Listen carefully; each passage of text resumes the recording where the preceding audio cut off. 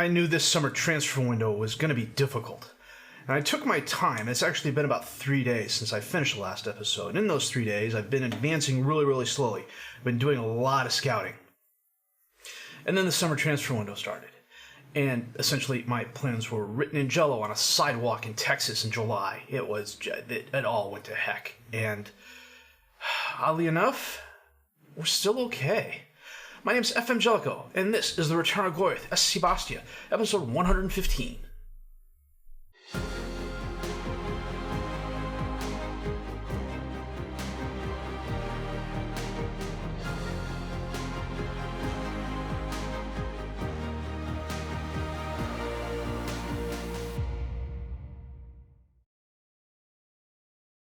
Jurgen Klopp and Chelsea faked me out. Almost every game last season after the January transfer window, they came and sat and watched and talked up Hussein and were like, hey, come to Chelsea, come to Chelsea, come to Chelsea. And then the summer transfer window started, and they made Ivan Orlov an offer. They made Bastia an offer for 131 million euros. And I let him go, because I thought, you know what? I have Carlos Vinicius, who's been out on loan for 3 years and has fulfilled his potential. He was a 3.5-star, current 3.5-star potential keeper.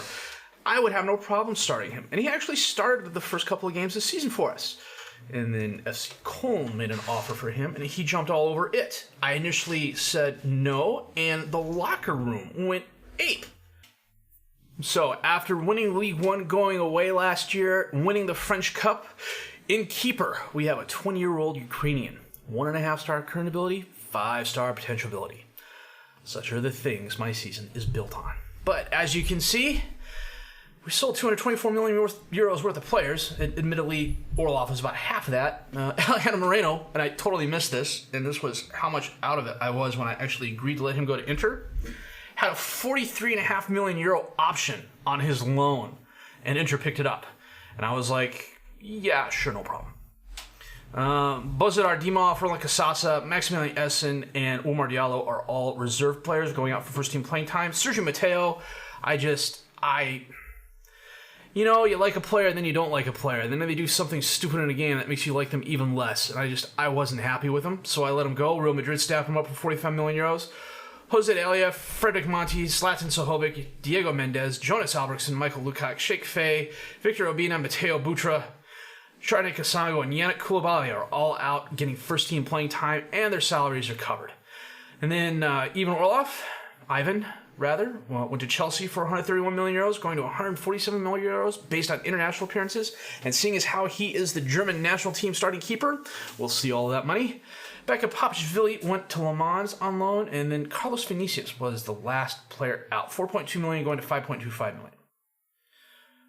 Says he's rated as a 69, but he literally became the player I expected him to be for us before I signed Orlov. I signed Vinicius before I signed Orlov. And I signed Orlov because Orlov then was just as good as Vinicius is now, and Orlov grew into the keeper he was. But I was happy starting Vinicius because I found a youth keeper in the summer that I went after. And the plan was Vinicius starts this year, the youth keeper gets a couple of starts, and then they split time next year, and then the youth keeper takes over. And, Custer had a plan too. On the ends, Gaetano Gagliardi comes to us from Roma on a free, right winger rather. Here for depth more than anything else. 2.5-star current ability, 3-star potential ability. Victor Salvador Guillen comes to us on a free transfer. Who did he play for last? Oh, he's one of my youth players who I completely forgot to sign last year. I had a massive brain fart, had the opportunity to sign the youth players that my director of football wanted to keep, and I didn't. So I had to literally go out and sign them to youth contracts again, but they couldn't join the team till the summer transfer window. Christoph Bessa comes to us from Braga B for 2.4 million euros. Right winger, I contemplated a formation change during the summer. And the formation I was looking at was one I actually played a little bit last year, a 3-4-3. And I needed someone who could play right winger really well. I could also step up and play advanced midfielder on the right, should the situation arise. Christoph Bessa, 2-star current ability, 5-star potential ability. The physicals are already nice. The mentals, they aren't bad. They're improving. The technicals, the 16 first touch is great. The 13 technique is pretty nice. The 12 dribbling is nice. He'll get better. He's only 18 years old. He's capped the under 20 level for Portugal. He'll grow into the role. Albericina comes to us as depth at defensive left back from Palmas for 550,000 euros. Solid physically, solid mentally, technically okay. He's a backup. He knows he's a backup, and he'll get some playing time, only due to injury and fixture congestion more than anything else. I mean, we're playing 3 matches the next 6 days. Dan Townsend comes to us from Man City for 5.25 million euros. This was kind of a steal, I think. 2.5-star current ability, 4-star potential ability. He was transfer listed by request. I needed depth on the midfield line, and he's actually pretty good. Capped to the under 20 level for England. Physicals, they're pretty solid. Mentals, they're nice, except for the bravery, which is a bit of a bummer, but I can work with it. The 15 first touch is nice. The 16 passing is great. The 17 technique is great. He's part of the midfield rotation. Jan Vitek from Slovako, 2.65 million euros, comes in as depth at defensive left back. If there's one thing I found out last year, it's that you can never have enough defenders on the squad, especially when you're playing all these back-to-back games and injuries hit. Ignore the down arrows, just FM being FM, because literally that means it went from 16.2 to 16.1. 2-star current ability, 3.5-star potential ability. He'll get some starts.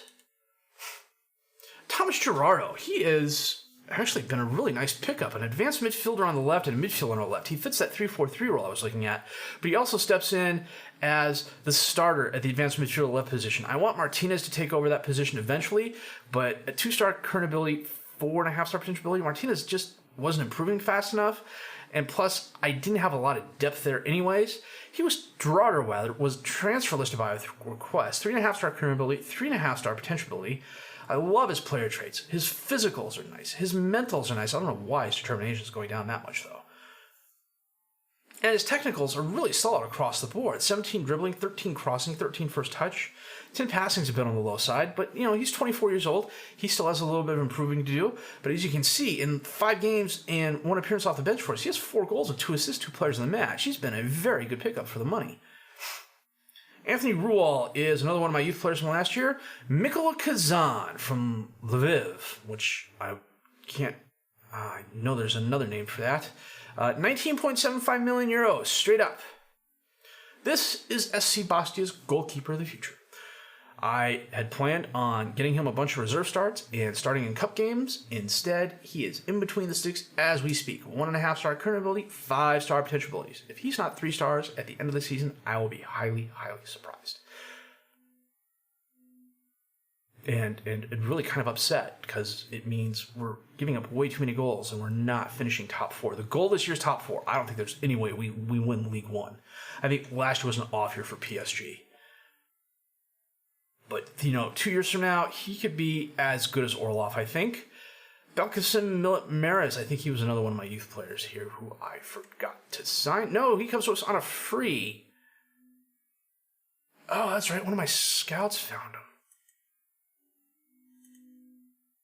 I needed depth on my reserve or my under-19 squad. So, I picked him up. He's depth on the under-19 and reserve squad. Tay Mohammed, my scout in Africa found. 2-star current ability, 3.5-star potential ability, 18 years old, here for reserve and under-19 purposes. And if he gets a decent amount of playing time there, he could grow into this 3.5-star role. And I've mentioned this before. There's a discrepancy, I think, or that is my own implicit bias in star ratings and current ability and potential ability. I've got another save I'm playing offline for an experiment I'm trying to do, which frankly is not going well. It's a lot more intensive than I thought it was. But I have current ability and potential ability turned on because I want to track the players in real time instead of exporting it out and doing all that jazz. I've seen players in this other save, and this is off the same database. It's a European database. It's 2020. I'm an English team. I've got a winger whose current ability is 160 and his potential ability is 185, and he's currently 3-star current ability, 3.5-star potential ability, and his number rating is 70 something, 76, 75, something like that. And that's for one of the better wingers in the game. Now, yeah, there's wingers better than him, your 170s, your 180s, your 190s, but there's very few of those guys. This guy is an elite player, and he's only rated 3 stars. To me, an elite player is 4 stars, 5 stars. Am I missing something? Possibly. But this tells me, 3.5-star potential ability. He could be, one of those 140, 150, possibly 160 defensive center backs. It depends. I picked him up for a song, really. He comes in on a free. He was out of contract when my scout found him. I'm not losing anything, and it's possible I gained someone who would be a valuable part of the rotation. I needed more depth on the midfield line. Arkadiusz Orlowski comes to us from FC Bayern on loan, 190,000 euros a month in loan fees, plus we're paying all of his salaries. There were a couple midfielders I went after, especially after the Orlov money came in. I thought, hey, I've got a lot of money. Let's go buy a midfielder. And none of them wanted to sign for us. I don't know why. But Arkadiusz, 3.5-star current ability, 5-star potential ability. Ignore all the down arrows. It's FM being FM again. I tried getting a purchase option on the loan. Bayern turned it down. But as you can see, he's doing really well for us. I think, I'll try and loan him in again next year. Maybe possibly buy him. It depends on how much they're willing to let him go for. They're saying he's valued at 10.75 million. I would probably expect to pay 40 or 50 million euros for him. And I would pay 40 or 50 million euros for him. He's got a lot of room to grow. Urban Besic is one of those players. No. Urban Besic comes to us on a free transfer from Bosnia. Yeah, Bosnia. Defensive midfielder, but I'm retraining him to be a midfielder. 1.5-star current ability, 2.5-star potential ability. He's here for depth. I first saw him because I scouted the Bosnian under-19 team off the ScreenFlow I have. And he looked interesting. The 20 determination stood out to me. The 16 teamwork, 16 work rate, 16 stamina. His physicals were pretty nice across the board, pretty solid. 15 heading was great. 11 passing, 12 tackling. For a defensive midfielder, that's really good. I think he was a natural deep line playmaker, defensive midfielder. And if I played that, he'd be getting playing time there on the senior squad. But he's here for depth more than anything else. It's possible it's possible this 2.5-star rating could be wrong. He could grow into something bigger than that. Jone Barrero from Las Palmas, 35 million euros going to 42.5 million euros. I was looking for someone to replace Mateo, essentially. And I found him, or rather, my scout found him, and I made an inquiry. And who did he come from? I'm totally blanking out. Las Palmas. I knew that. And I'm clicking all over the place again. And Las Palmas said no.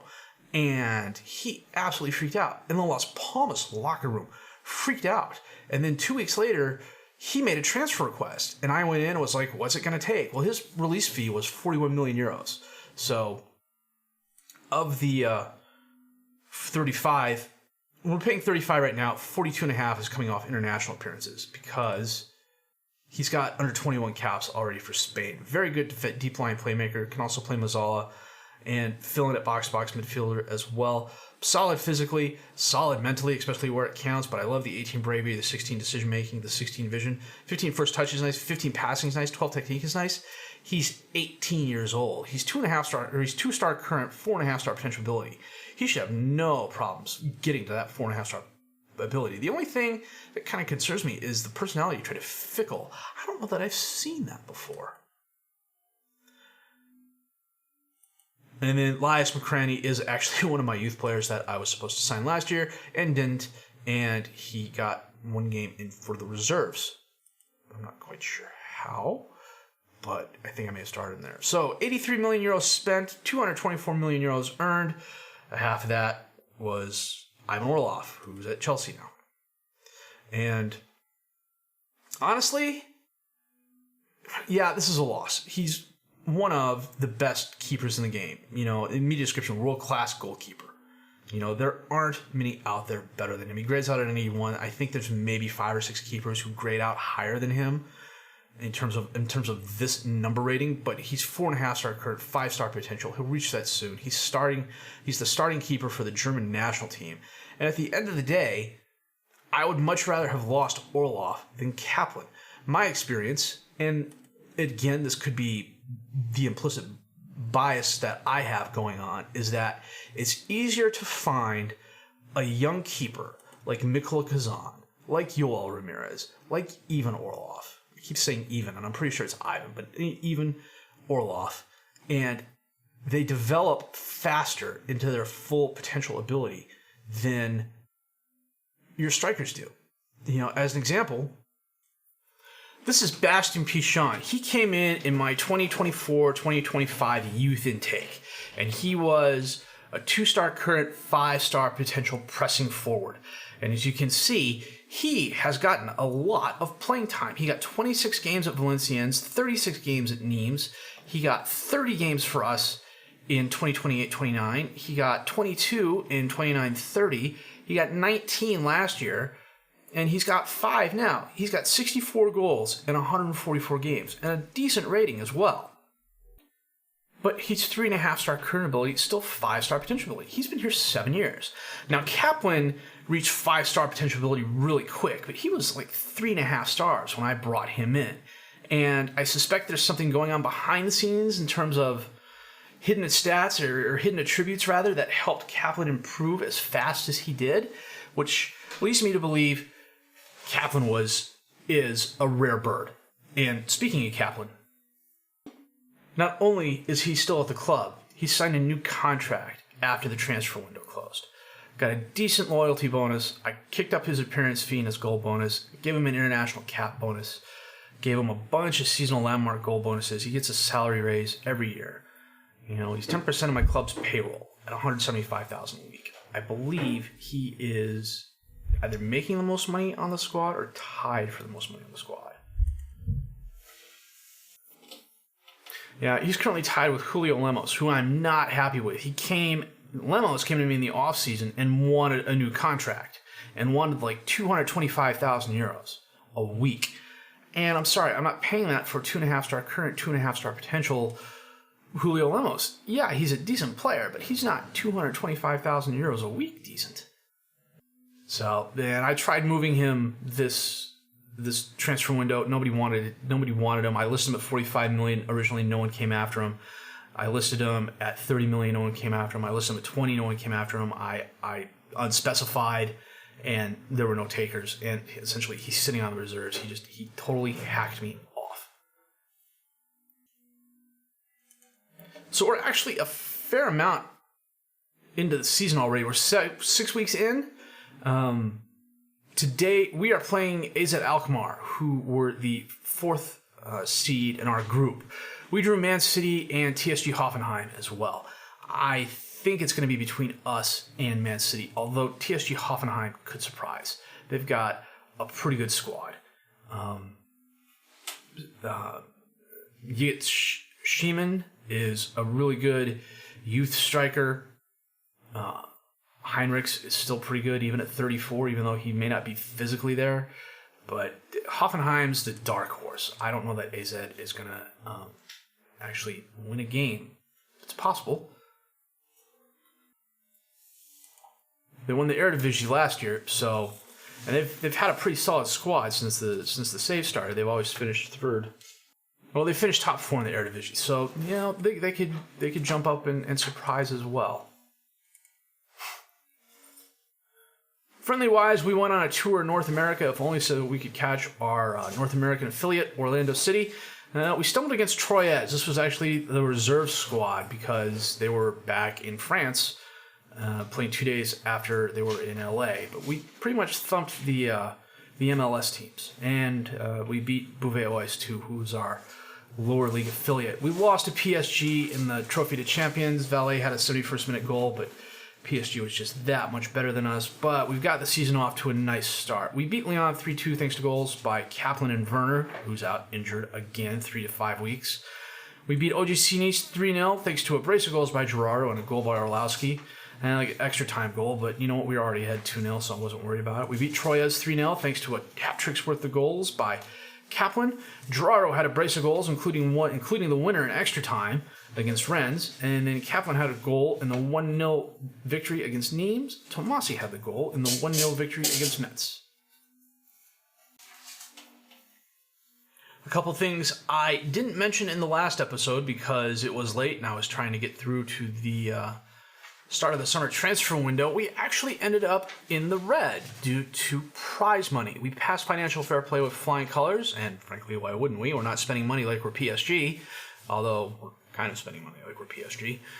Right now, we are 101 million euros in the black. I don't know how long that's going to last, but we're also 4 million euros 4 million euros, I wish. 400,000 euros below our payroll budget, so there's a lot of wiggle room there. I think if push comes to shove and I need to make a big move in the January transfer window, I can do that. In the red. No, we're 101 million euros in the black. Good grief. Anyhow, as you can see, we are currently tied for first place with PSG. I don't expect this to last. I think we'll get a top 4 finish this year. And that's if Kazan steps up and becomes the keeper. I think he can be. The good news is my defense is actually pretty solid when they're healthy. As you saw, we're winning a lot of close games. I don't think we're going to score near the amount of goals we scored last season. But as it stands right now, in 6 games played, our 13 goals are 4th highest. Our 3 goals allowed are 2nd best. We've already got 7 yellow cards. So Kaplan has 6 goals, Gerardo 7.47 rating, and 3 assists. Rashidi, the best pass completion. Hussein and Gerardo both have 2 players in the match. The other thing I wanted to point out was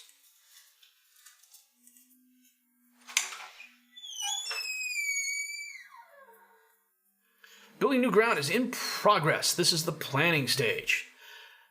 End of this season, we'll finally figure out what. End of this season, we will finally find out what sort of stadium we are getting. Hopefully, it's nice. 25, 28,000. I could live with that. That said, we've got AZ coming up. I'm going to check the best 11, set the reserves, and we're going to come back with that match in just a bit. Oh, they got Wilfred Ndidi and Floranus and Van de Beek. Wow, that's an old squad. Ndidi's got to be at least 35.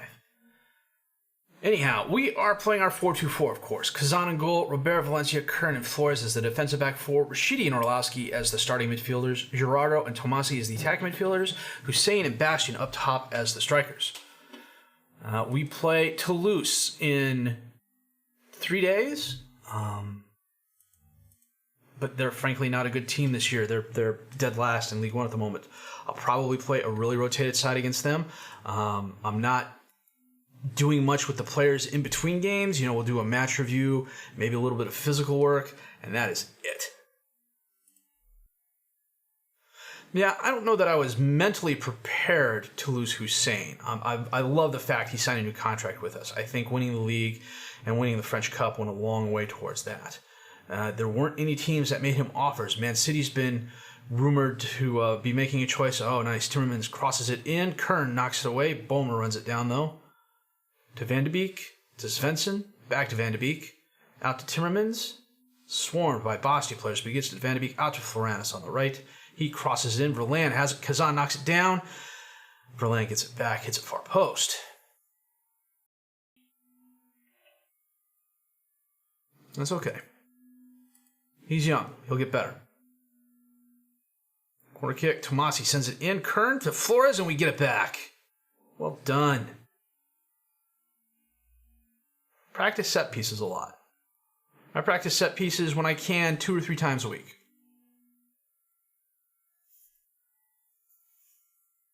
Van de Beek from outside the box. Oh, Kazan, a nice stop. See, Orlov would have caught that, but, Rashidi kicked it out of bounds. I'm happy with that. Kazan sends it out to Robert. To Orlowski. Long pass to Tomasi out in space on the right. He gets by the defender, crosses it in, knocked back and forth. Oh, Majecki with a nice save off the Kaplan attempt. Tomasi crosses it in. Floranus knocks away. Gerardo is there, though. Takes the shot, bounces off Majecki, out for another corner kick. Ndidi knocks it away. Rashidi has it. Out to Flores. What happened there? Somebody fouled somebody, I guess.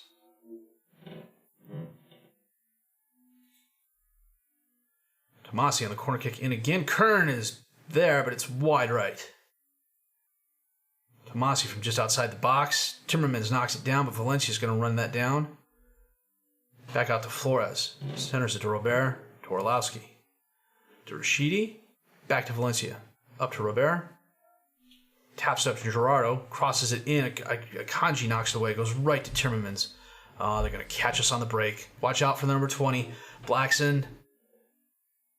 Goes by one defender. The other, Kazan. Nice stop. And gets kicked out of bounds. Well, it's halftime. AZ's been better from a technical point of view. 6 shots, 5 on target. We've had 11 and 4. We've had 4 on target, 4 off target, 2 clear-cut chances to their 1 half chance. So I think we're definitely in for a game. Fix the filter here. My wife's doing laundry upstairs, and I think the microphone's picking up the dryer, so hopefully that takes care of that. Gerardo, top of the box, takes the shot, pushes it wide right. Majecki on the goal kick. Out to Verlan, but it's knocked down. Timmermans gets it. Holds it up. Long cross. Blackson's there.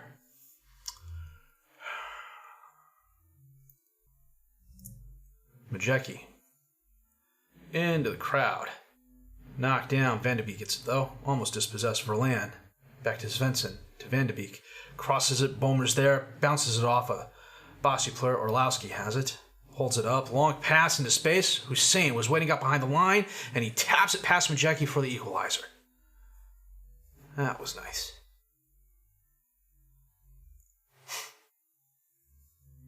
He's got a 5-year contract, so in 5 years with 10% every year, he'll be making 300,000 euros a week. Is that a foul? It is a foul. Kaplan, who's missed his fair share of penalty kicks recently. I shouldn't have said anything. I said something, that's why he missed it. Son of a gun. Okay, we're coming up on 75 minutes here. We're going to take Gerardo off, bring Martinez on. Kern's going to move to wing back. And Hawk is going to come on for Flores. Robert's going to come off, and Osina's going to come on. Tomasi sends it in, knocked away. Pichon's going to run it down. Back out to Tomasi, to Martinez. Back out to Rashidi. Orlowski, top of the box. Kieran is there, and he puts it far post. Well done, Pierre. He doesn't score a lot, but when he does, they're bangers like that. You know what? We'll come off the attack and go to balanced. Uh-oh. Vreekamp, corner kick in. Kazan, nice save. Rolls it out to Olsina. To Valencia. Out to Martinez. Drives forward. Cuts inside. Taps it up. Now, Hussein got held up by Koenig. Kern stops it from going out of bounds. Nice first touch. Hawk. All the way back to Kazan. Nice stop. Up to Hawk. To Orlowski. Back to Kazan. Kicks it up towards Kaplan, who heads it forward. Pichon's there. Split the defenders. Dispossessed. Floranis has it. Back to Majecki. Up towards Bomer. And the highlight ends. Elsina on the throw into Rashidi. To Martinez. Back to Rashidi. Over to Orlowski. Top of the box. Takes the shot. Pushes it wide right. Oh, this should be AZ's last chance here. Vreekamp. Over to Ndidi. Long cross towards Verlin, but it's knocked down. Van de Beek. Back to Verlin. Out to Floranis. Crosses in. Blackson's there, but it's knocked away. Pichon's going to get that. Driving forward. He's got some help. To Kaplan, to split the defenders. He takes the shot off Majecki and in for the goal. That was lucky. Hey, look, FM, an extra time goal. Whistle should be blowing here shortly. Van de Beek up into space. And Blackson stopped short because the whistle blows. Well, they made us earn it. And it was a closer run thing there for a while. They had 10 shots, 7 on target. We had 25 and 12. 9 off target, 5 clear-cut chances, 2 half chances. Only 6 long shots. That's nice to see. A slight possession, well, a decent possession advantage, I should say. Tell the boys that was well done. Yeah, we got Toulouse in 3 days. I can play a fairly rotated side against Toulouse, I think. Received 2.7 million. Orlowski, 2 assists. Well done. You know, we're going to skip the first Man City game. We're going to come back for Nantes and Hoffenheim. And then after that, see what happens. So, a couple things to check out here real quick. PSG was a net seller this year. They sold Pinto to Man City. Alan Stefan, who is a very good defensive midfielder, went to Juve. And then Well, they sold us Gerardo. And then Angelos Christopoulos also went to Inter. He was a defensive center back? No, he was a midfielder. That's right.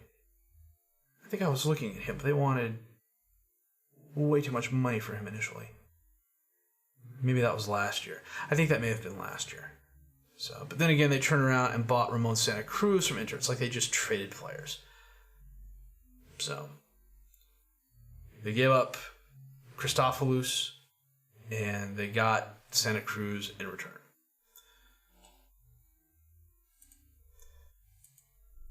Well, it was an ugly win, but it was still a win. Flores a very nice goal. Kaplan a brace of goals. Kern a very nice goal. He doesn't score all that often. Like I said, when he does, they're bangers like that. Usually short distance shots. And the season's off to a flying start. Other than one loss in the Trophy of Champions, which the board really didn't care about. We're doing really well. I don't expect it to last. If you liked what you've seen and heard, please leave a like, subscribe to the channel for more content. Questions, criticisms, comments, leave those down below. I'll answer those as fast as I can. My name's FM Jellico, and I thank you for watching the Return on Glory with SC Bastia, episode 115.